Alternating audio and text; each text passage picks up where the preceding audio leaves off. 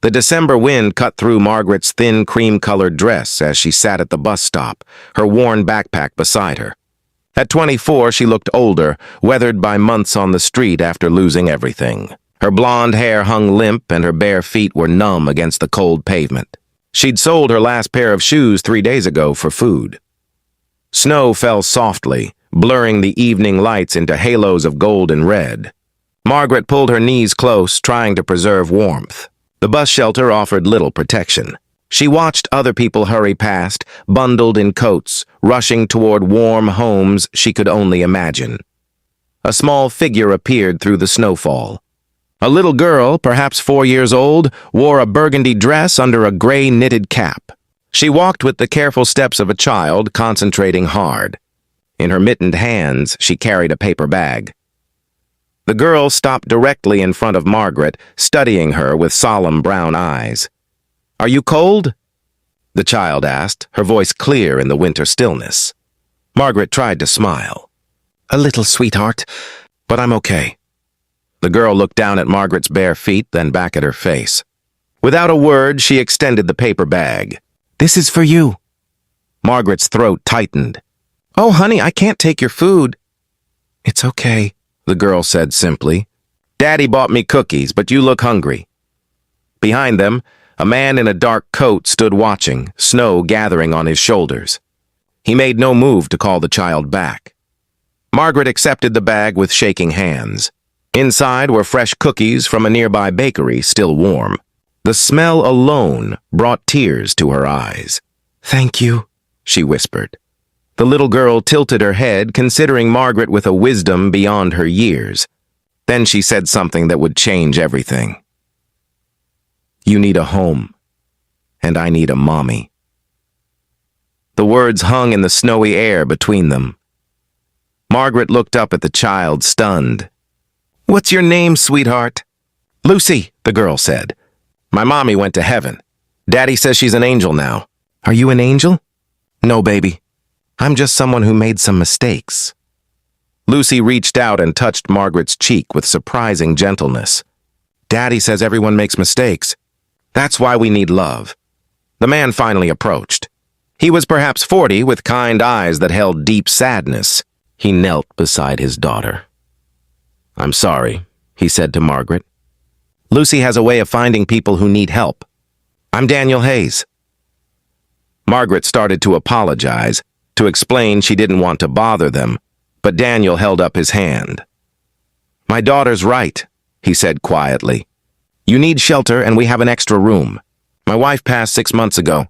The house feels too empty." He paused. "I'm not making promises beyond tonight, but no one should be out here in this cold. If you'd like a warm meal and a safe place to sleep, the offer stands." Margaret had learned to be wary. The streets taught hard lessons about trust. But something in Daniel's eyes, in Lucy's innocent faith, felt genuine. "I don't want charity," she managed. "It's not charity," Daniel said. "It's humanity. Someone helped me once when I needed it. I'm just passing it forward." Lucy took Margaret's hand. "Please come home with us. It's Christmas soon, and Santa brings presents to people who have homes." Margaret looked at this little girl in her gray knitted cap, offering unconditional acceptance. At this father, extending kindness without judgment. Something broke open inside her chest, some frozen place she'd thought dead. "Okay," she whispered. "Just for tonight." But one night became several. Daniel offered Margaret the guest room, asked nothing in return except that she join them for meals. Lucy attached herself to Margaret immediately, showing her every toy, every book, every corner of their home. Margaret learned that Daniel was a teacher, that his wife had died in a car accident, that grief had made their house feel impossibly large. She learned that Lucy had nightmares and that Margaret's presence seemed to comfort her. In turn, Margaret shared her story. The job loss, the medical bills from her mother's final illness, the cascade of circumstances that had left her homeless. She'd never been an addict, never been in trouble. She'd just been unlucky and too proud to ask for help until it was too late. Daniel listened without judgment.